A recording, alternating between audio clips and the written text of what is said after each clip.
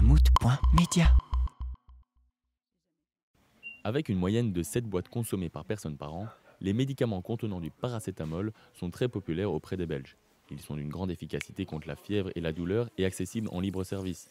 Leurs dangers et risques sont toutefois assez méconnus auprès de la population. Est-ce que vous connaissez les dangers qui sont liés à cette prise de paracétamol?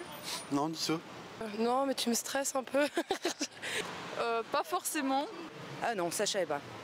J'ai entendu les informations, c'est pas bien pour la santé. L'ignorance des dangers peut pousser certaines personnes à en consommer en grande quantité. Je prends souvent du paracétamol parce que je suis très migraineuse et j'ai des assez grosses journées. Donc en général, j'évite le réflexe de prendre par exemple du Doliprane ou des Dafalgan. J'en ai tout le temps sur moi. Parfois même j'anticipe la douleur. Et quand je sais que je suis à la fin de mon cycle, par exemple, parfois je commence mes journées en prenant un Doliprane. Je peux aller de 2 Doliprane par semaine à franchement 7-8 quoi. Pourtant, les pharmacies préviennent à chaque vente les doses maximales autorisées. L'adulte, on va aller à maximum 4 grammes par jour, répartis sur la journée. Les risques et dangers peuvent être toutefois néfastes en cas de surdosage. Lorsque l'on dépasse ces doses, effectivement, on peut avoir des phénomènes de pathologie hépatique aiguë et qui peuvent même parfois provoquer un coma, voire un décès.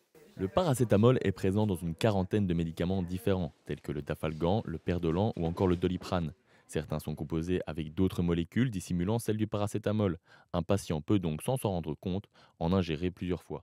Donc là, c'est de notre rôle d'avertir qu'il y a déjà du paracétamol dans ces compositions-là et qu'il ne faudra donc pas associer avec une prise d'Dafalgan ou de paracétamol. Les pharmacies sont assez libres au niveau des réglementations, mais ils délivrent généralement une boîte à la fois. Alors actuellement, on peut délivrer du paracétamol sans ordonnance, même des grandes boîtes de 120 comprimés à 1 mg. Donc on est quand même dans des délivrances en un coup de grosses doses. Oui. Un autre problème vient toutefois s'ajouter à l'équation, l'achat de ces médicaments en ligne. Il est en effet très facile de s'en procurer en grande quantité. Alors je pense qu'en ligne, c'est un vrai danger puisque là, il n'y a pas d'avertissement, il n'y a pas d'explication sur les risques hépatotoxiques, sur les risques dans la période de conception d'un enfant. Et il n'y a pas de contrôle, je pense, sur la quantité qui pourrait être achetée. Nous avons tenté de commander en grande quantité des médicaments contenant du paracétamol.